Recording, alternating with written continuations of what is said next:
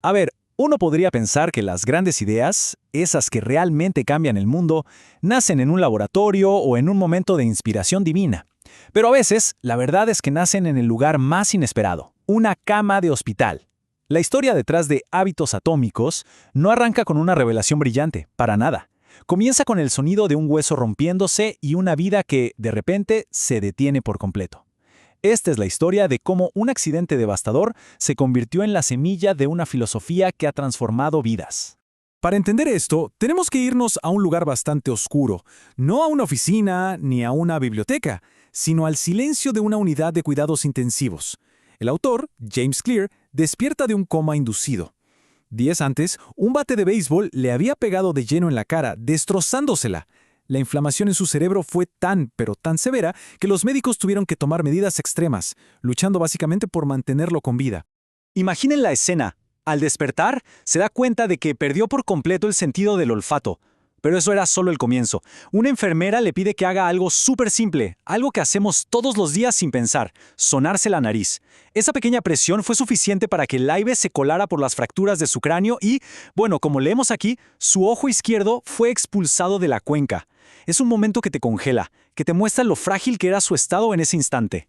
Miren, la lista de lo que tenía es simplemente abrumadora. No hablamos de un solo golpe.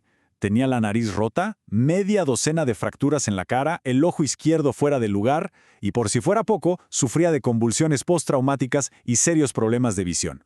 Cuando por fin le dieron el alta, estaba lejísimos de estar recuperado. Su vida tal como la conocía se había puesto en pausa. Y bueno, a partir de ese momento, la historia da un giro. Ya no se trata del accidente, sino de la lucha por volver. Y ojo, aquí no hubo una recuperación milagrosa, para nada. Fue un camino súper lento, lleno de incertidumbre, un proceso que no se midió en días, sino en meses de avances muy pequeños y a menudo dolorosos. Esta línea de tiempo nos muestra lo brutal que fue todo. De verdad, hay que ponerse a pensar en esto. No fueron semanas. Fueron meses, semanas enteras viendo doble. Pasó más de un mes hasta que su ojo por fin volvió a su lugar. 8 meses, 8 largos meses para poder hacer algo tan básico como volver a manejar. Y cada uno de estos pequeños logros fue una victoria ganada con meses y meses de terapia, luchando contra la depresión y esa sensación horrible de que su vida se había quedado estancada.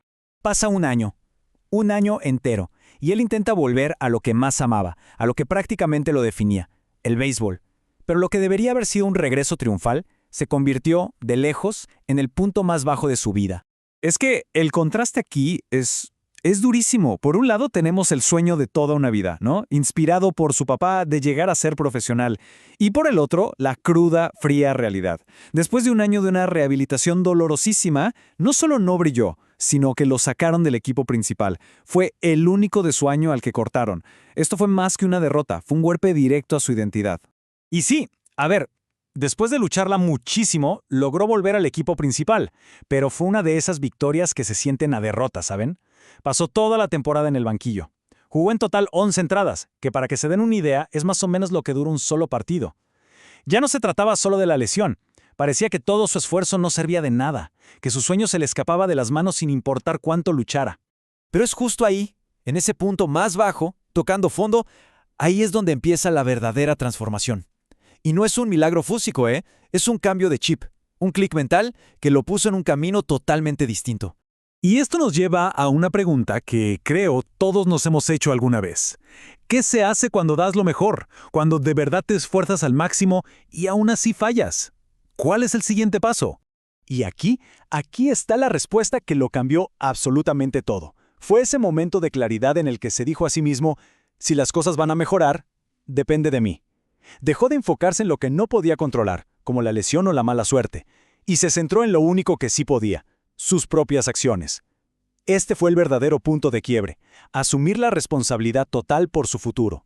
Entonces, 2 años después del accidente, llega un nuevo comienzo, la universidad. Y esto fue clave, porque no era solo un lugar para estudiar. Para él, la universidad fue como un laboratorio personal, una página en blanco. La oportunidad perfecta para aplicar esta nueva mentalidad y reconstruirse desde cero, lejos de las viejas expectativas y de los fracasos pasados. Y aquí es donde todo, absolutamente todo, cobra sentido. Sin siquiera darse cuenta, James Clear había estado viviendo la mismísima filosofía que después iba a compartir con millones. Su recuperación no fue un gran salto. Fue la suma de miles de pequeños pasos. Dormir lo suficiente, estudiar una hora más, levantar un poco más de peso. Eran, sin saberlo, hábitos atómicos. Acciones minúsculas que, una tras otra, acumuladas, reconstruyeron su vida. De las cenizas de su accidente nació esta idea tan poderosa. Y la pregunta final no es para él. La pregunta que queda flotando es, ¿cuál es ese pequeño hábito que podría comenzar a reconstruirlo todo hoy?